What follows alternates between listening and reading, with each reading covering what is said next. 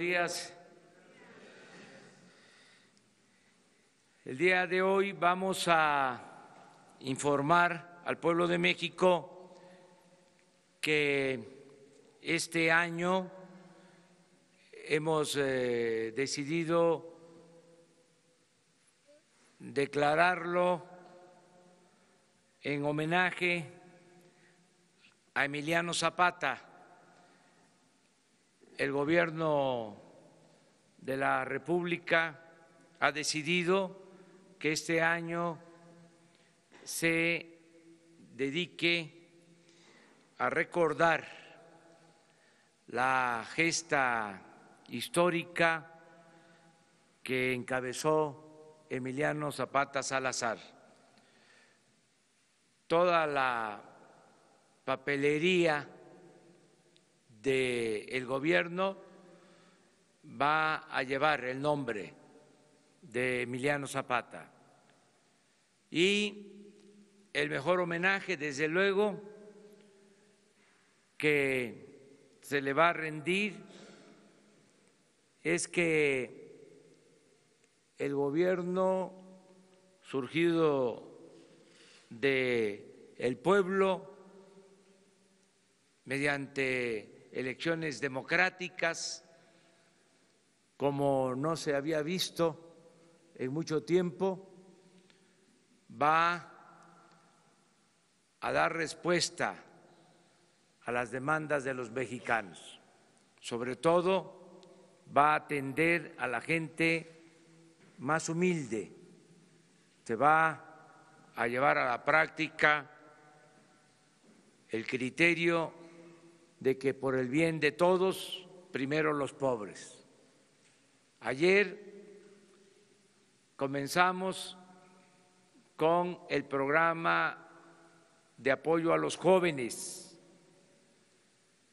Se van a contratar 2.600.000 jóvenes para que trabajen de aprendices en comercios, en fábricas, empresas, en organizaciones prestadoras de servicios, en el campo, en la ciudad, y se les va a pagar mientras se capacitan 3.600 pesos mensuales. Se autorizó para iniciar este programa una inversión de 44.000 millones de pesos. Ya los jóvenes no van a ser marginados, discriminados, van a tener garantizado el derecho al estudio, el derecho al trabajo. Hoy vamos a estar en una de las regiones más pobres de México, en Tlapa, Guerrero, en la montaña, y vamos hoy a iniciar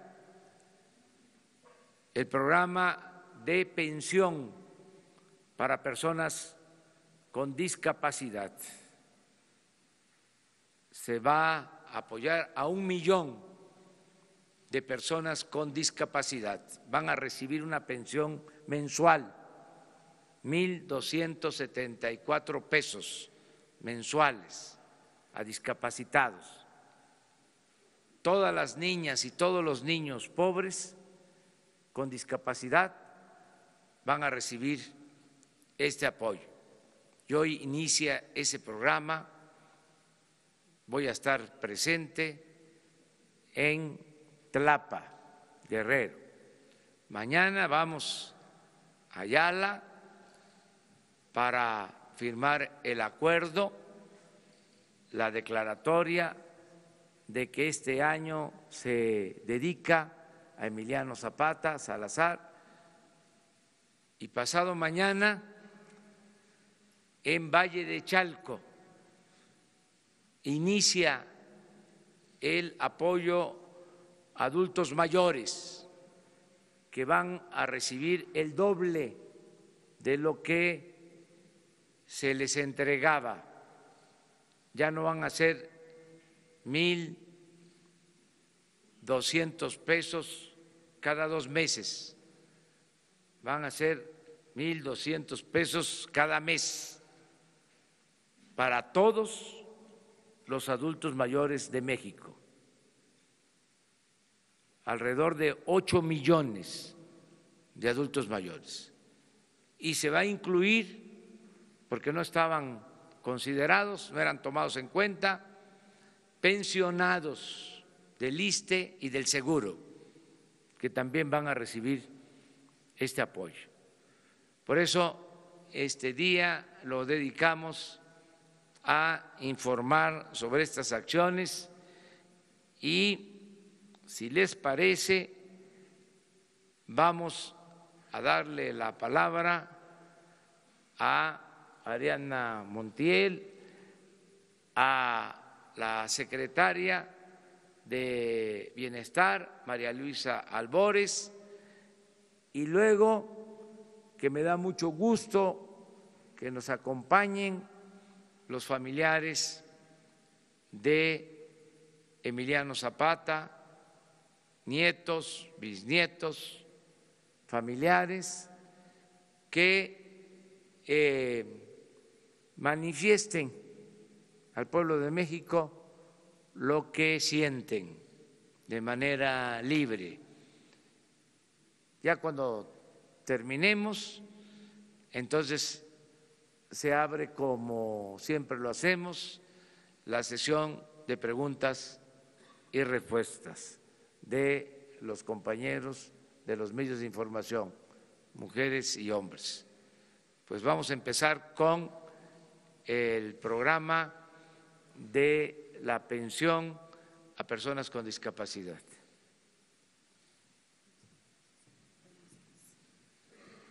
Buenos días.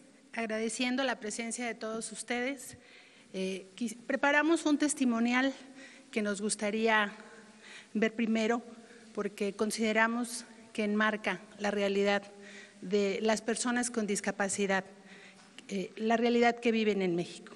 ¿Nos ayudan?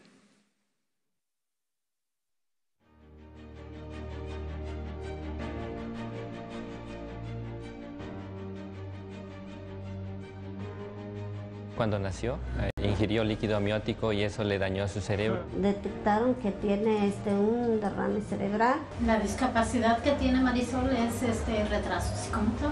Por bajo recurso económico, a veces no podemos ir en las citas que nos programan hasta México. Muy difícil, por falta de economía, pues no buscamos los apoyos y simplemente nos dijeron que no. Originario de Cahuatacho. Tototepec. Metlapa. Nos da mucho gusto, ¿verdad?, de que el gobierno se esté interesando principalmente en esta zona donde nosotros vivimos. Es una zona realmente olvidada. Que es para nuestro hijo. ¿Por qué? Porque él necesita más que nada este apoyo.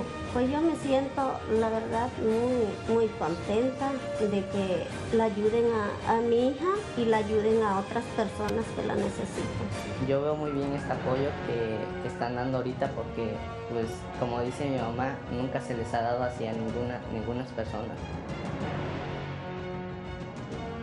Voy a comprar sus medicinas. ¿Por qué? Porque las medicinas son muy caras. Las terapias. Mejorar la salud del pequeño y darle una mejor atención. Gracias a Dios que Él está recordando y está viendo a estos pequeños que son angelitos muy cariñosos y son los niños que necesitan más el apoyo.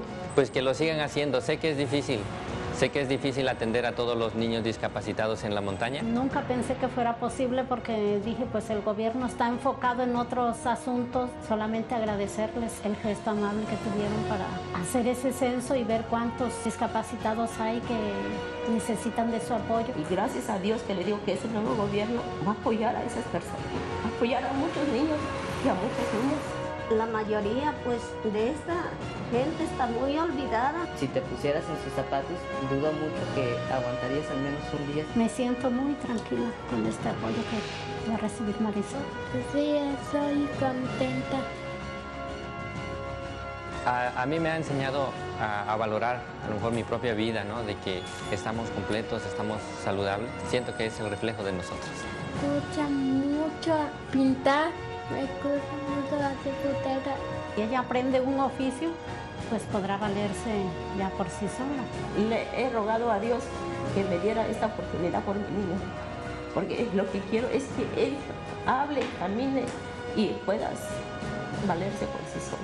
Pues yo quiero estudiar de doctor y pues para ayudar a la gente así como mi hermana. ¿Estás sabiendo?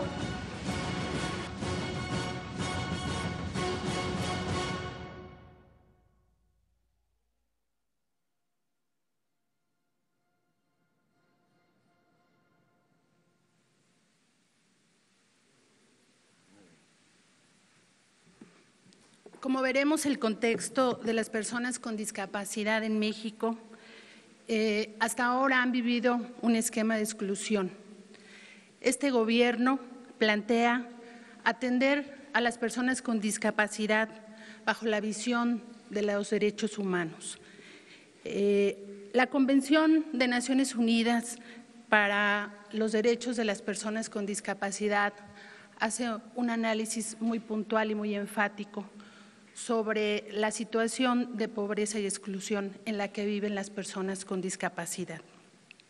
En México tenemos 7 millones de personas con discapacidad según las últimas encuestas, de las cuales 3 millones son adultos mayores que serán atendidos en el esquema de la pensión para adultos mayores. Los 4 millones restantes son niños, niñas, jóvenes y adultos, pero tenemos un sector de la población el más vulnerable, la población indígena. Niñas y niños, así como adultos de la población indígena, tendrán esta pensión en cobertura al 100%. También es enfática la Convención de Naciones Unidas para decir que quienes tienen mayor exclusión en México son los indígenas, la población indígena, y ahí los niños y las niñas. 9 de cada 10 niños viven en pobreza y las niñas indígenas con discapacidad tienen la mayor exclusión. Por lo tanto, esta pensión atenderá como prioridad a las niñas y a los niños de población indígena, también a los adultos de población indígena y en zonas urbanas pobres, principalmente a niñas y jóvenes. El día de hoy esta pensión arranca, como ya lo dijo el presidente, en el municipio de Tlapa, en esta zona muy abandonada del país con extrema pobreza. De tal manera que nos da mucho gusto que arranquemos esta pensión porque vamos a ayudar, como vimos en el testimonial, a mucha gente que le va a ayudar al pago de sus medicinas, al pago de sus tratamientos y de tener una mejor inclusión. Sabemos que las personas con discapacidad tienen menos acceso a la educación, tienen menos acceso a los servicios de salud y de integrarse ampliamente en todos sentidos en la sociedad. Así que el día de hoy es un día de fiesta para nosotros, que esta pensión arranque. Se va a atender a 1 millón de personas. Se ha dispuesto un presupuesto de 8.500 millones para empezar. Así que en adelante, enhorabuena y gracias que el presidente ha puesto sus ojos en esta población que ha sido olvidada y que ahora está en el centro de la política pública de este gobierno. Muchas gracias.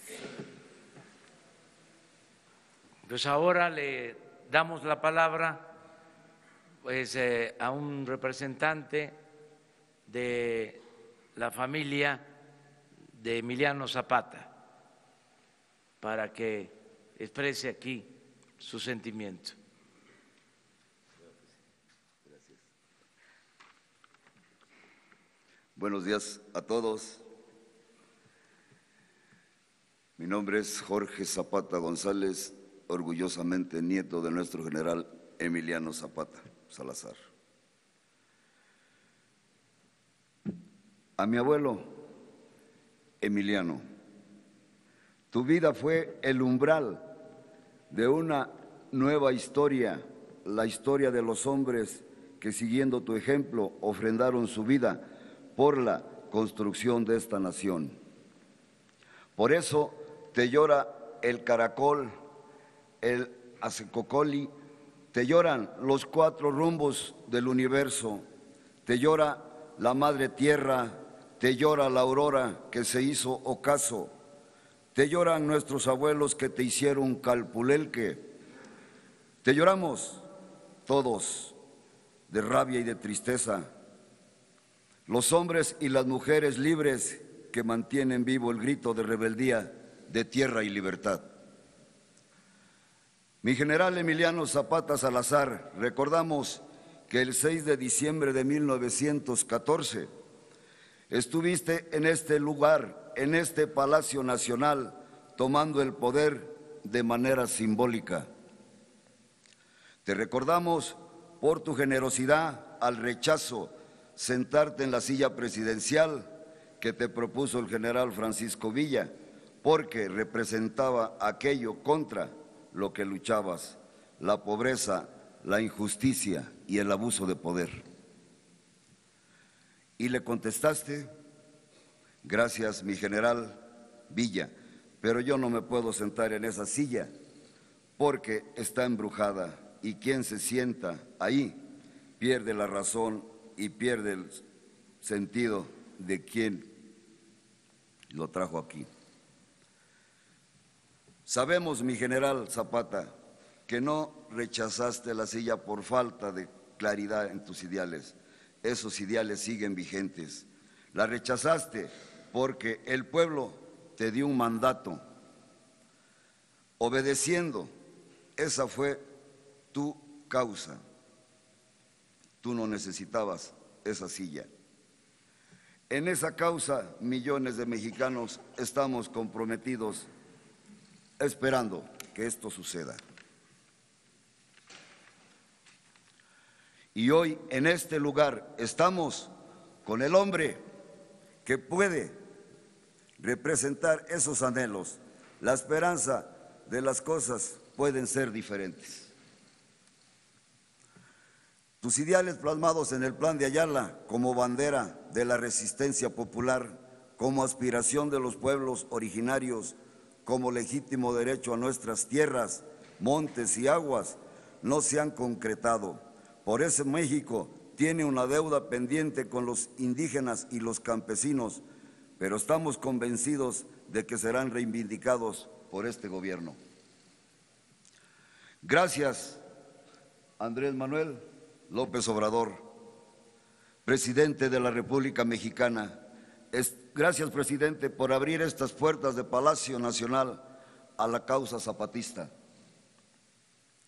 Con esto le hace justicia a un gran héroe de la Revolución Mexicana que pensaba que otro México era posible. Hoy venimos contigo, Andrés Manuel, a conmemorar el centenario luctuoso del cobarde asesinato del general Emiliano Zapata, ordenado por Venustiano Carranza y ejecutado por el cobarde traidor Jesús Guajardo. Por fin, el pueblo de México y su conciencia crítica ha despertado y vamos juntos con usted a reconstruir México, que nos lo entregan desangrado, desgarrado, con miles de desaparecidos, saqueado por la corrupción a todos los niveles. Un México al que le han querido quitar la esperanza que hoy tenemos. Un México despertó en pie de lucha y junto con usted vamos a lograr, porque la esperanza empieza a brillar con el quinto sol y nos abre nuevos caminos para nuestros hijos. Lo invitamos a que juntos recorramos cada rincón de nuestro querido México. Vamos a gritar de alegría, de felicidad. Nos necesitamos, vamos a convocar a todo el pueblo de México a la unidad en la acción, que los rencores que tenemos todos queden en el olvido de la historia, para que juntos logremos la cuarta transformación. No es un trabajo fácil que pueda desarrollar un solo hombre. Es un trabajo de todos los mexicanos y juntos haremos historia. Hoy, ante la embestida de los enemigos de México, hacemos un llamado a todo el pueblo, a la unidad, a cerrar filas en torno a este nuevo proyecto de nación que quiere terminar con la corrupción, con la miseria, con la pobreza, con los privilegios, con la impunidad. Por eso votamos convencidos de que podía haber un cambio y tengan la plena seguridad que nos vamos a defender y lo vamos a lograr. Nadie nos va a detener. El pueblo de México y los zapatistas estamos con usted. Cuente con nosotros, señor presidente, no está solo. Somos millones de mexicanos en contra de unos cuantos miserables. Reforma, justicia y ley, tierra y libertad, lemas de nuestro general Emiliano Zapata Salazar. ¡Viva mi general Emiliano Zapata Salazar! ¡Viva! ¡Viva Andrés Manuel López Obrador! ¡Viva! ¡Viva México! ¡Viva! ¡Viva México! ¡Viva! ¡Viva México, cabrones!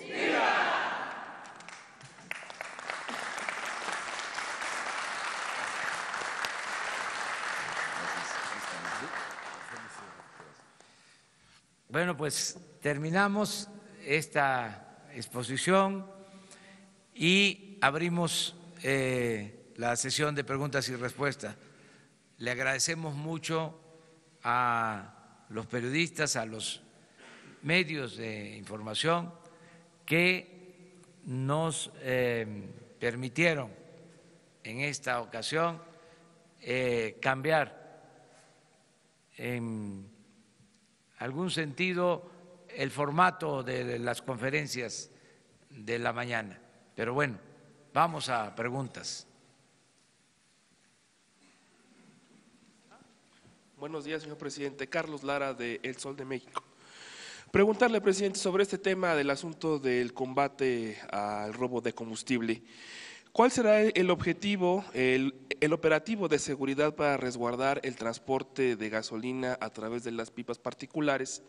¿Y cuántos elementos y de qué corporaciones serán los encargados de esta seguridad? Muchas gracias por su respuesta, presidente.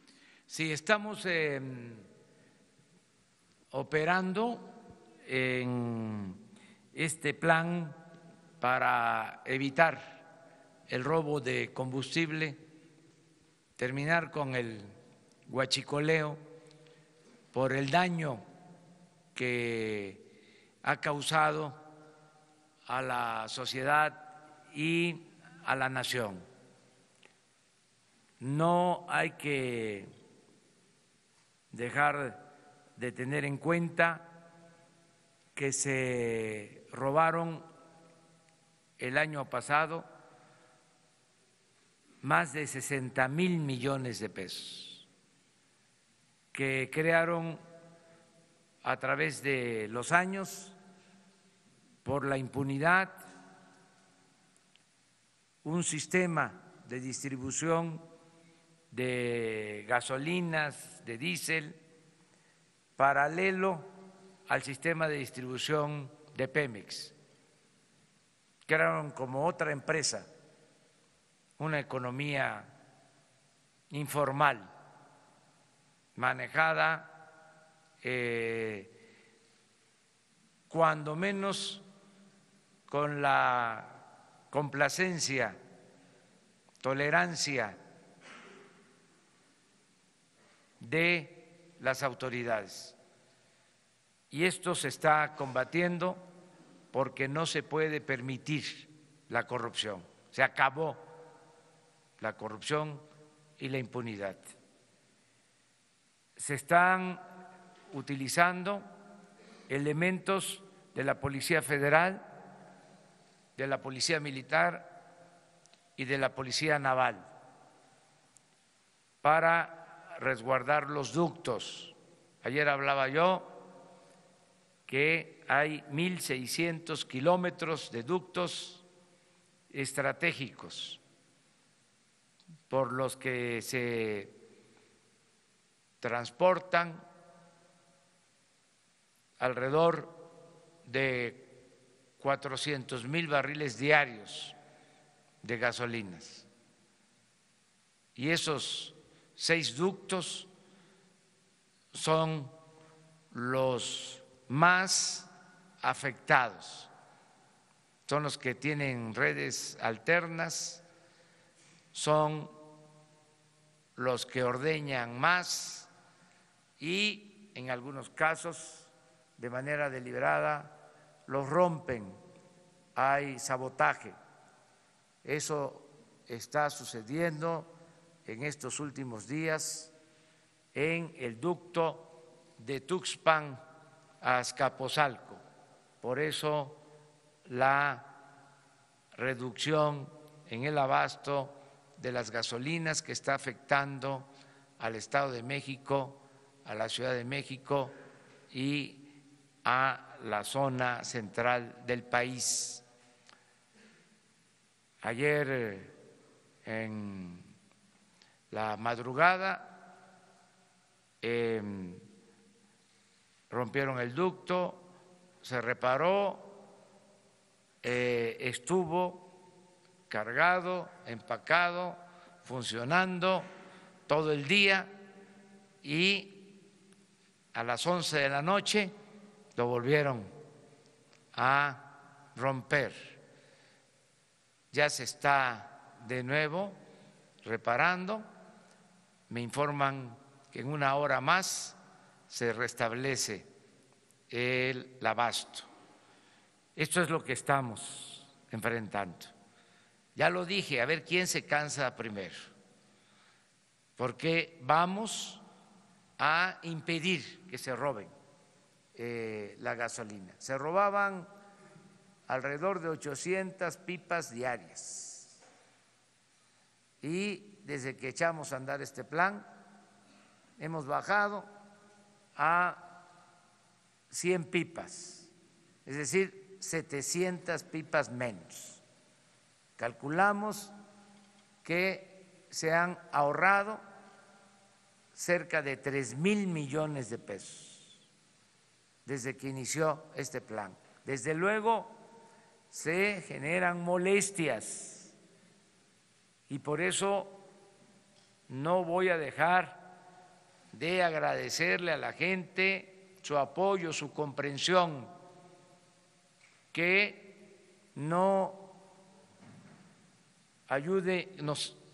ayuden como lo están haciendo para que no haya psicosis, que no haya miedo, que se tenga muy presente que hay gasolina suficiente en el país y diésel y turbocina suficiente, que es un asunto nada más de distribución, que ya estaba montado este sistema de abasto alterno y al momento de que se impide, pues genera estos reacomodos, pero ya estamos utilizando pipas, muchas pipas, los transportistas están ayudando para normalizar el abasto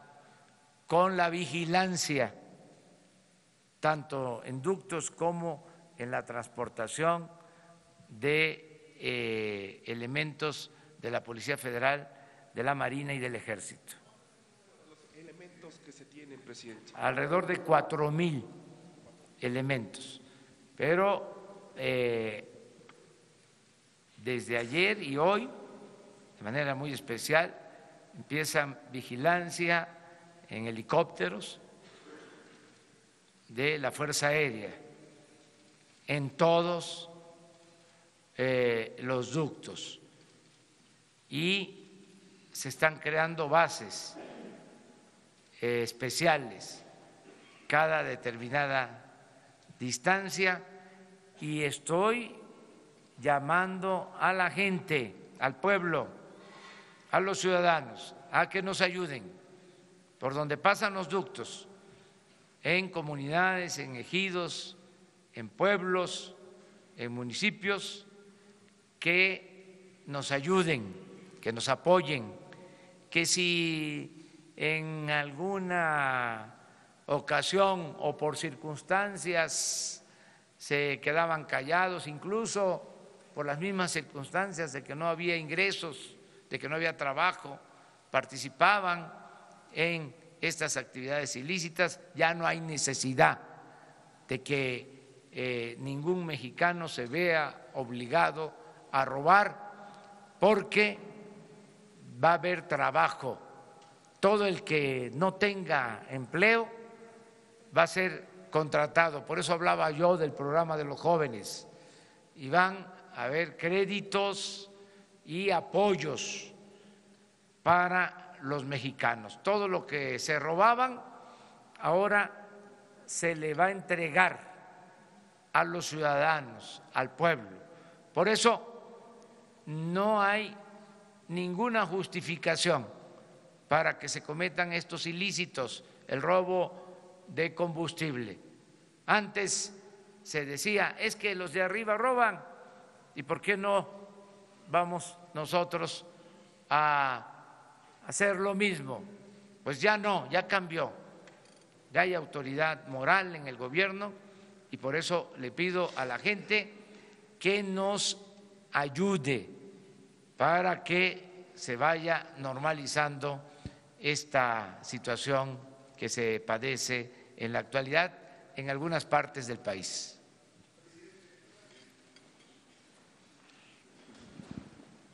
Buenos días, presidente. Misael Zavala, del Universal. Yo quisiera preguntarle, ayer el Banco de México, el Banjico, dijo que esta estrategia del huachicoleo, contra el huachicoleo, y de cerrar los ductos, va a crear o le va a pegar a las finanzas del país y también va a generar inflación.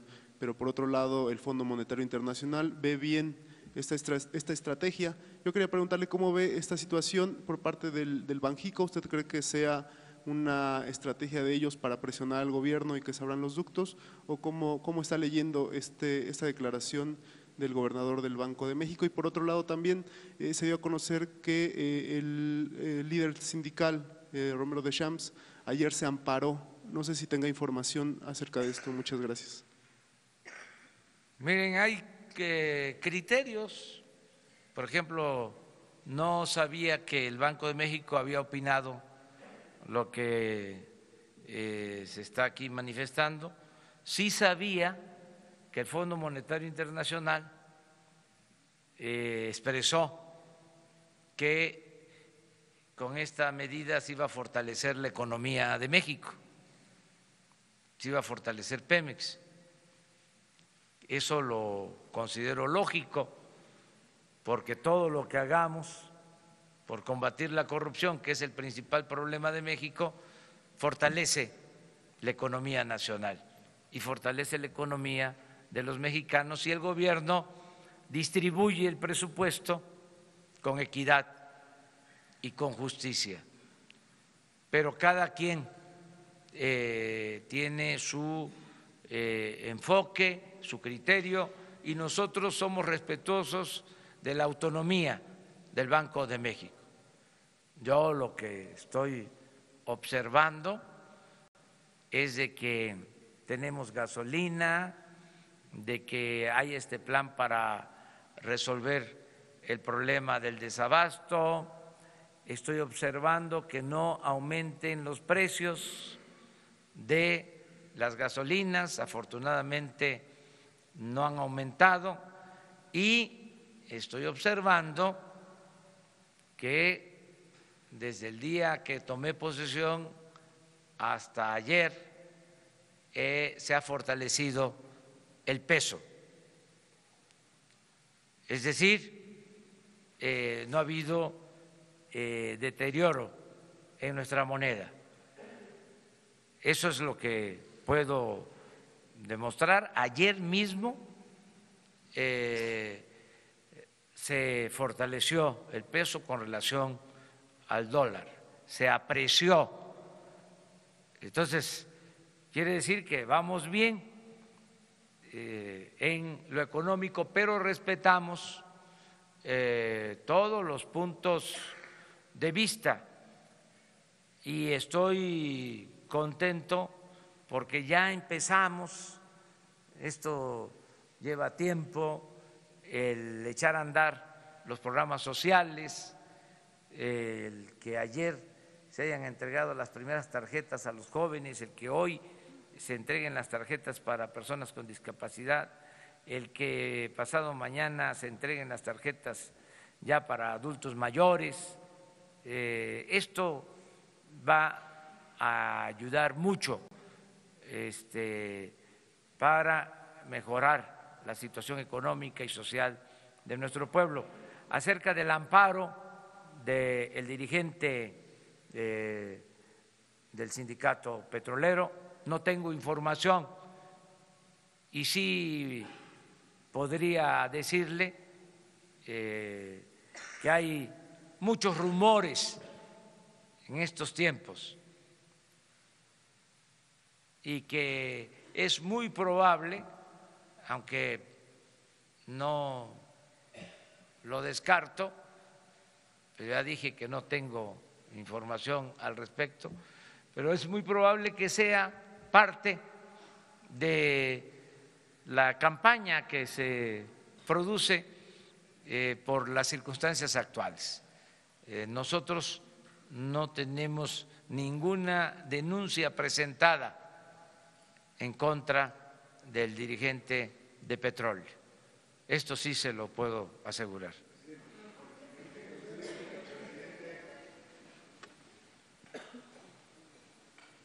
¿Sí?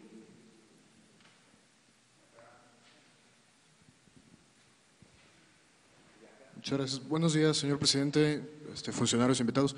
Carlos Montesinos de la Hoguera, preguntarle, ayer, bueno, estos días se está discutiendo la reforma de la Guardia Nacional en el Congreso.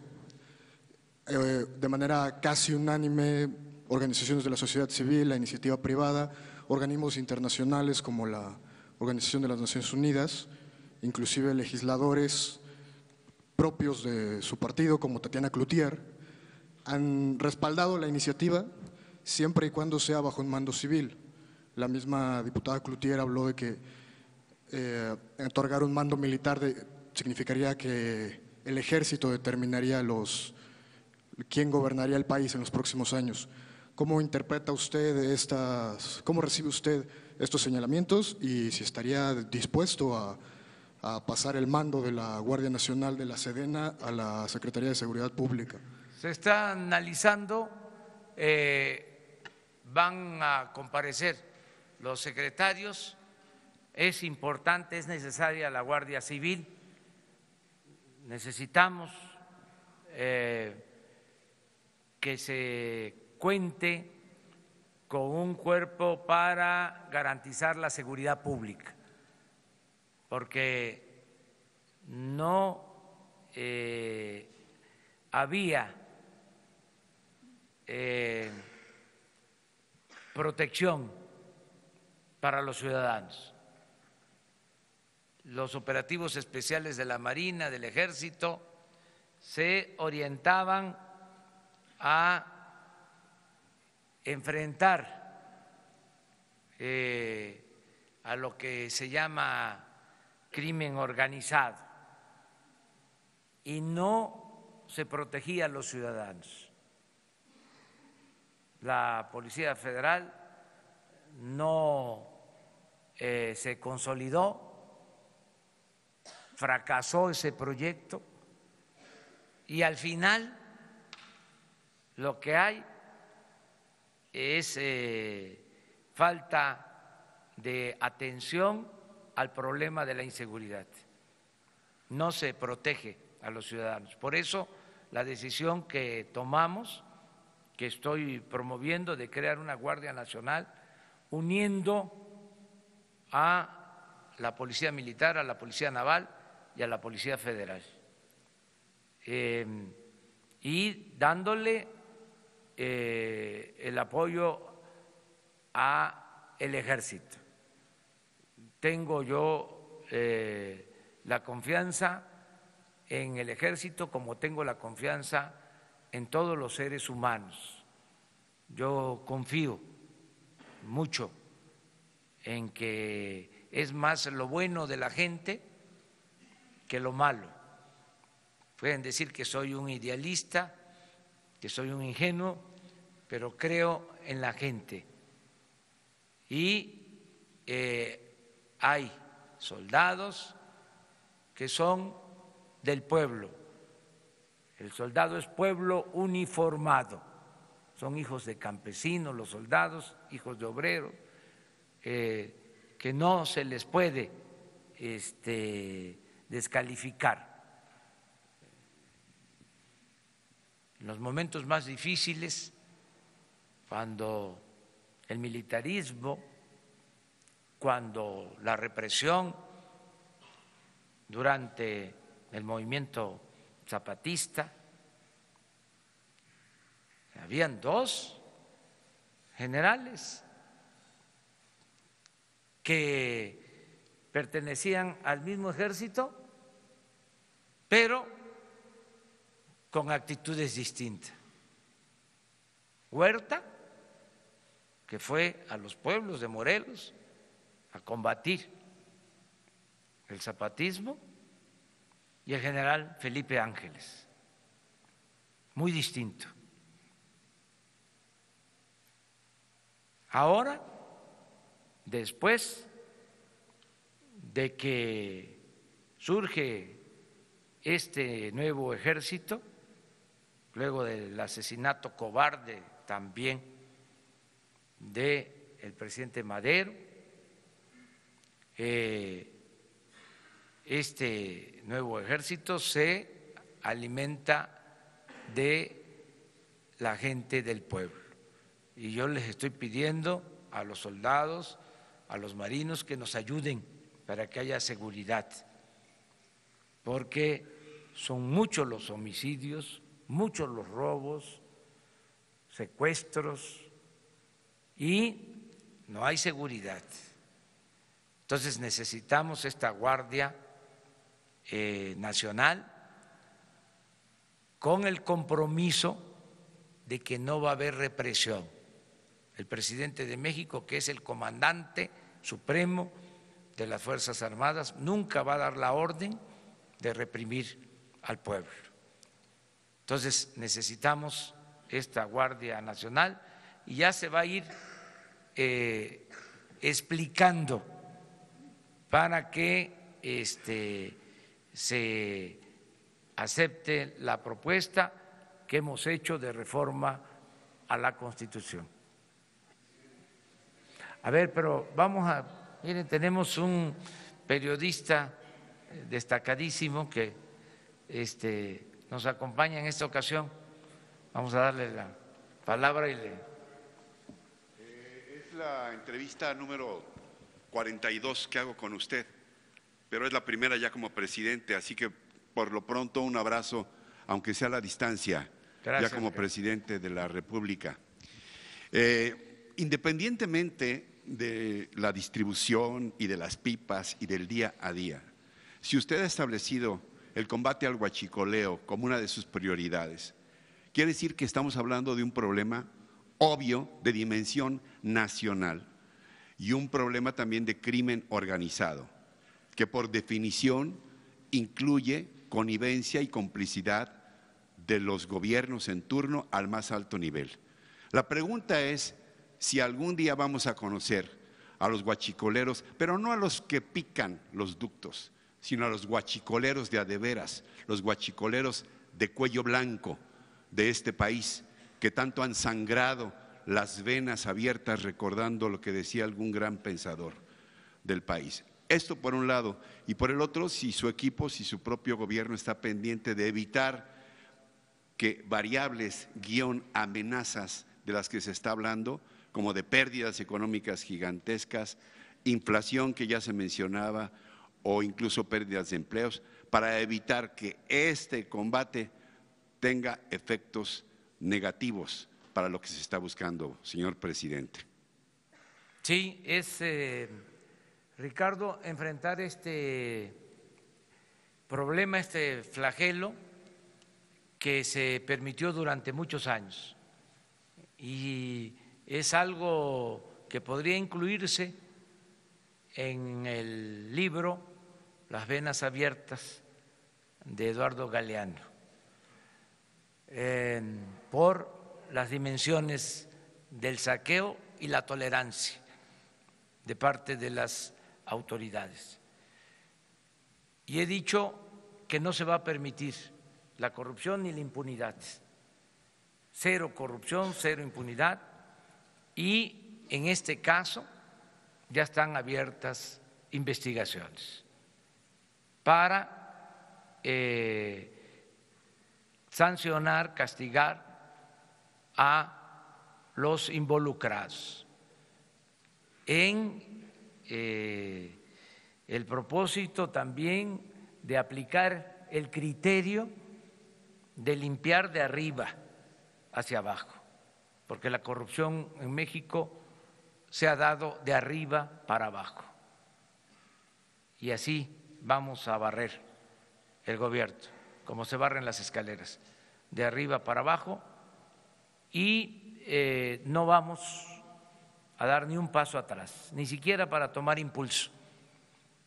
Vamos a enfrentar esta corrupción porque es una vergüenza, entre otras cosas, que México, en una reciente encuesta realizada en 176 países, a México se le colocó en el lugar 135 en corrupción. Estamos considerados entre los países más corruptos del mundo por el gobierno, no por el pueblo, porque el pueblo de México es un pueblo honesto. Tan es así que por eso estoy optimista, por eso estoy seguro que vamos a salir adelante, porque no es el pueblo el que practica la deshonestidad, es la llamada clase política y los traficantes de influencia. Es una minoría y vamos a purificar la vida pública del país con el apoyo del pueblo, con el apoyo de la gente. No se van a generar como quisieran nuestros adversarios desequilibrios económicos, financieros. Hablaba yo de que ayer se fortaleció el peso y en los días que llevamos, 40 días aproximadamente, se ha apreciado el peso, y ahí están los datos, y se ha mantenido estable la bolsa. Y acabo de ver información de que está considerado México entre los países más seguros para la inversión. Todo esto por la confianza que da el gobierno y por la decisión de no permitir la corrupción, que haya un auténtico Estado de Derecho en el país, porque lo que había era un estado de chueco. Entonces vamos a poner orden y creo yo que las cosas van a mejorar. Le aprecio su respuesta, señor presidente.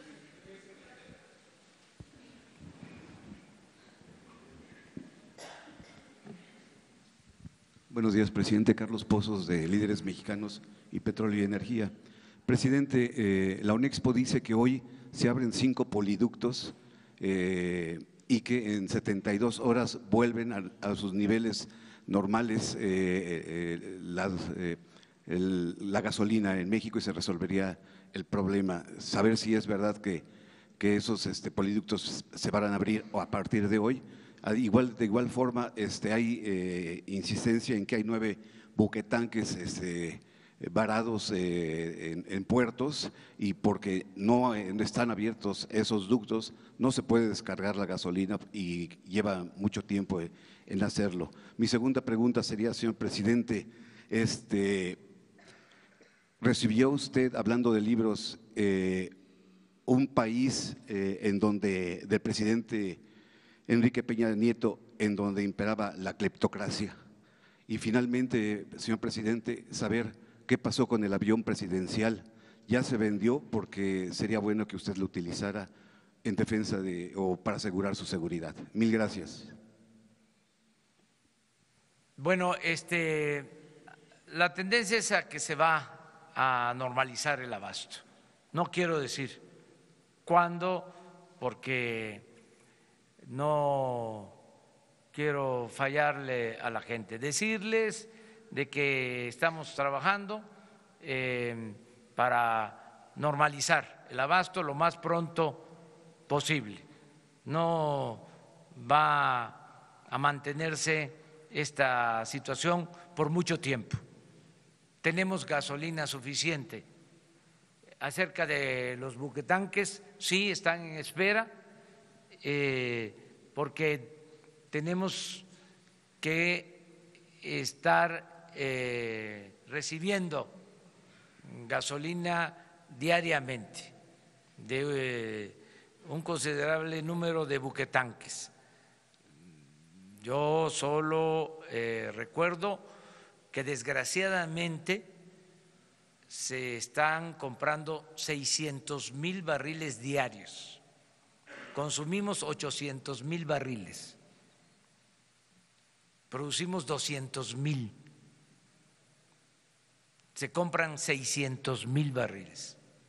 Entonces, constantemente están entrando barcos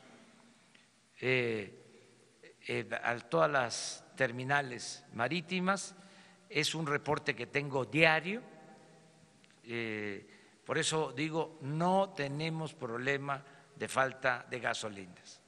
Tenemos gasolina para mucho tiempo. Es un asunto de distribución al interior del país por el sabotaje en los ductos al tomarse la decisión de no permitir el robo de combustible. Eso es lo que puedo decir. Acerca del avión presidencial, ya se fue, está en California. Yo no lo voy a usar. Yo voy ahora a Tlapa, voy a hacer como 5 horas de camino.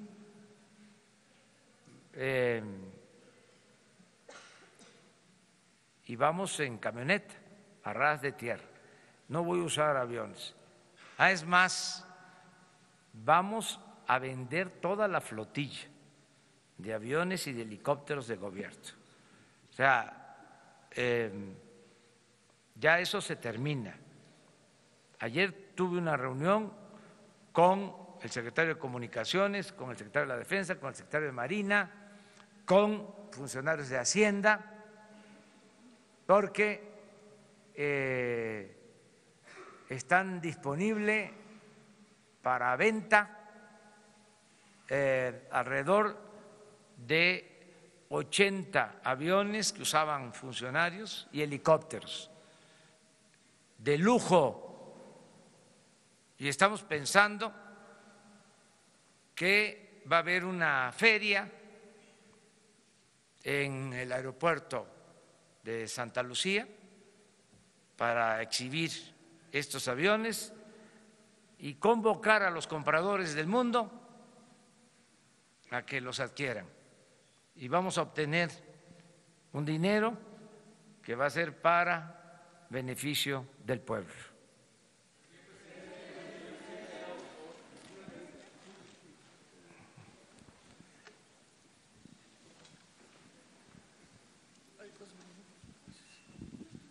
Buenos días, presidente. Alejandro Lelo de la red de Diario Basta, Grupo Cantón. Preguntarle, presidente, en primer lugar, usted nos ha dicho, sobre todo el miércoles, insistió que sabían demasiado sobre las cifras de robo de huachicoleo. Esto no era una especie de inventario de lo que se robaban para que los jefes de esta mafia pudieran exigir rendir cuentas de las ventas, es decir, el inventario contra las ventas no era una especie de inventario. Y lo otro, estoy aquí un poco tomándole el pulso esta vez a lo que dicen en las redes sociales, estoy siguiendo la transmisión en vivo. Están insistiendo sobre el caso de Romero de Champs, algunos dicen que va a haber impunidad, que está bien, sobre todo por el comentario que hizo que no hay ninguna averiguación previa en su contra. El caso de Romero de Champs es una especie de facto de testigo protegido para combatir el huachicoleo. Bueno,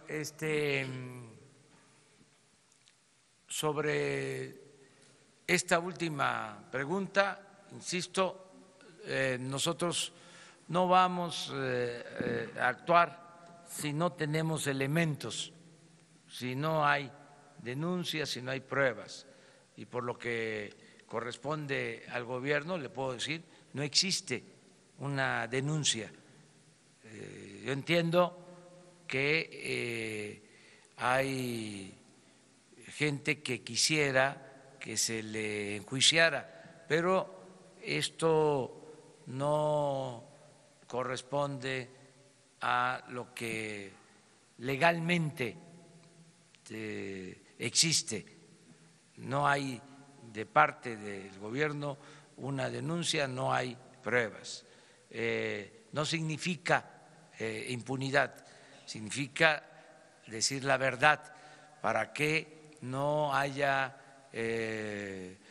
falsa información, rumores, o sea, de que nosotros estemos persiguiéndolo, porque no existe esta denuncia.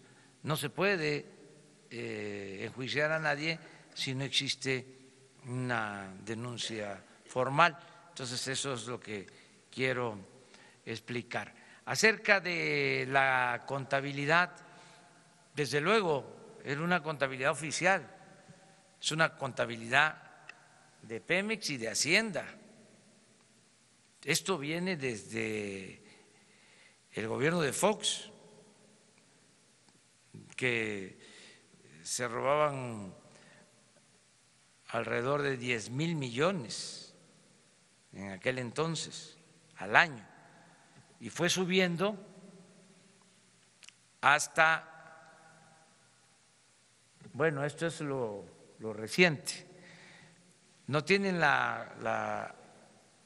el histórico de pipas? Ah, no. Entonces, pero se tiene toda la información por año. Hay una cosa también interesante que hay que comentar. Como fue creciendo la importación, por eso mi condena mayor es al sistema político, económico, neoliberal, porque fueron desmantelando a Pemex y a todas las empresas de la nación. Entonces, hace 20 años no comprábamos gasolina, se producía la gasolina en México. Con el modelo neoliberal empiezan a abandonar la industria petrolera. Bueno, desde hace 40 años no se construye una nueva refinería en el país. Entonces, ¿qué fue pasando? Incluso esto se agravó con la llamada reforma energética. Empezamos a producir menos petróleo y a comprar más gasolina. Entonces, hace 10 años que todavía teníamos más producción de gasolina, que no comprábamos tanto en el extranjero, el robo mayor se hacía en las refinerías, en las instalaciones, no en los ductos. Pero ahora, como es mayor la importación, el robo creció en los ductos. Pero todo esto se tiene documentado y es muy claro que llegamos y empezamos a ver el día con día. Les comentaba que no había información para saber cuántos homicidios diarios se cometían en el país, que era un asunto urgente conocer esto. Tuvimos que crear un sistema. Les puedo decir, por ejemplo, que también me duele, ¿sí?, porque no son números fríos, pero sé que antier asesinaron a 70 mexicanos, que ayer a 75, y sé dónde, y todos los días tengo ya esa información, y cuáles fueron las causas, y en qué estados de la República y en qué municipios hay más violencia, y estamos tomando decisiones. Pero esos datos no se tenían. Era una estadística que se daba a conocer cada mes, pero esto sí. A ver, ponme ahora la gráfica. No, la de las barras. Este es diario. Esto se tenía de tiempo atrás. Entonces, imagínense, llego todos los días a la reunión del Gabinete de Seguridad y estoy viendo, y un día veo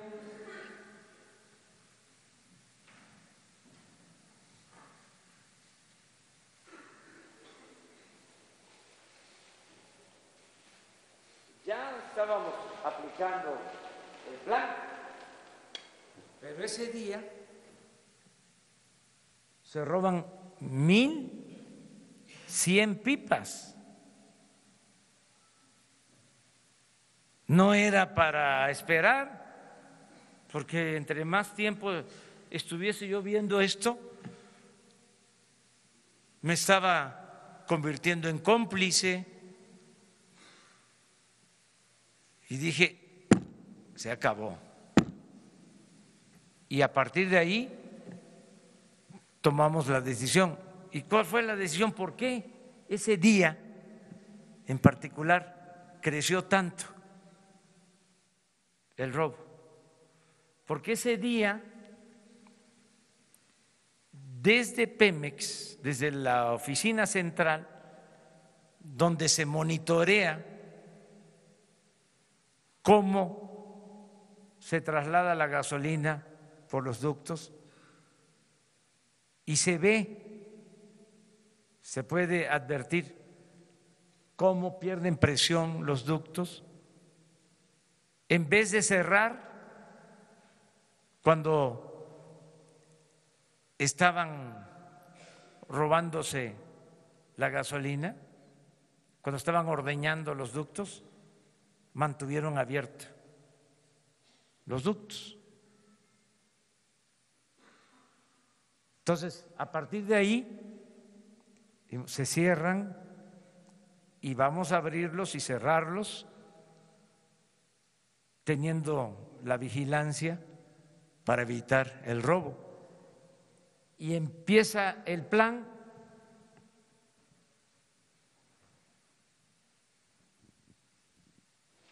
Aquí.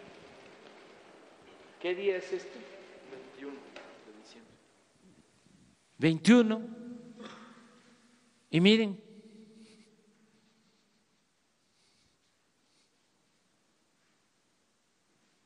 esto fue antier, por el sabotaje en el ducto de Tuxpan a Azcapotzalco, porque también cuando rompen un ducto,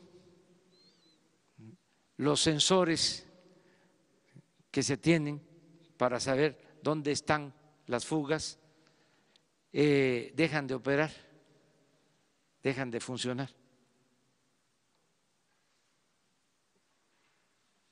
Este es ayer.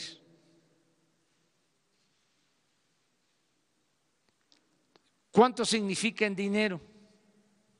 Bueno, como 2.500, 3.000 millones de pesos, menos de lo que se robaba. En pipas, si se robaban 800, este es un promedio de 100, quiere decir 700 pipas menos.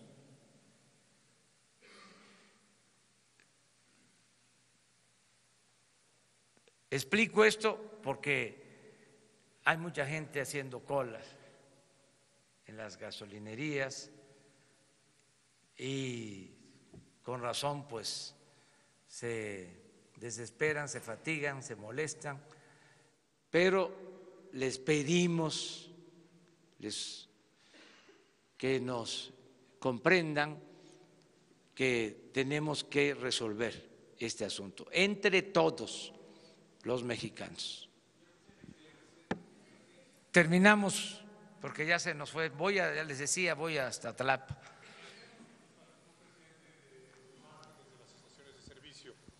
Eduardo García de Infocel.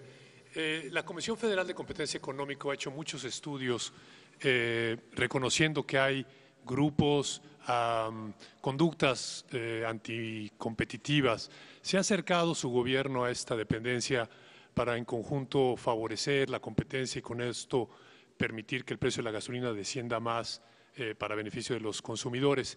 Y lo otro es la infraestructura de transporte y almacenaje. Ahora, como usted nos dijo también ayer, se permite que la iniciativa privada pueda realizarla.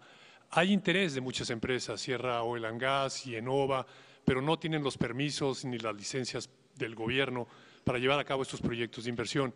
¿Su gobierno también tiene esta inclinación de poder darles estos permisos? Gracias. Vamos a revisar todo el sistema.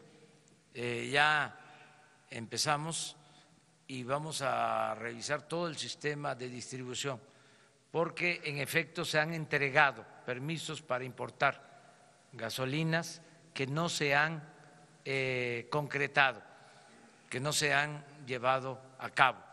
Todavía Pemex sigue distribuyendo, comprando, vendiendo el 95% de toda la gasolina y del combustible que se consume en el país. Pero sí estamos revisando todo esto.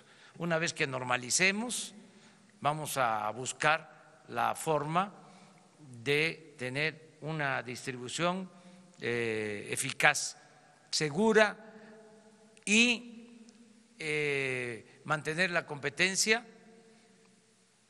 y cuidar el precio, porque ahora tenemos ventajas, tenemos dos ventajas importantes. Por eso también tomamos la decisión en estos momentos. Política es tiempo, saber tomar decisiones a tiempo. Tenemos dos ventajas. Una, que el precio de la gasolina en el mercado internacional va a la baja, que esa es una buena ventaja. Imagínense, nos lanzamos con un plan así para enfrentar a esta mafia y con precios internacionales de gasolina a la alza, dependiendo, como desgraciadamente sucede, de las importaciones. Ahora no solo tendríamos desabasto, sino se nos disparan los precios. Entonces, una ventaja es precios bajos en el mercado internacional. Y la otra ventaja, importantísima, es de que ya nosotros estamos comprando la gasolina, no los de antes. Entonces, ya no va a haber moche, se va a comprar bien, al mejor precio en el mercado internacional. Entonces, pero todo eso se va a revisar. Bueno, pues me da mucho gusto mañana no descansamos, mañana vamos.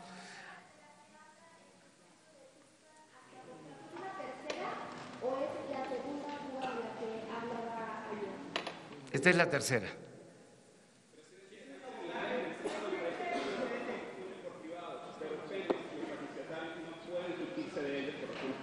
¿Mande? En este momento hay terminales en Jalisco, Guanajuato, San Luis Potosí e Hidalgo que construyeron compañías privadas.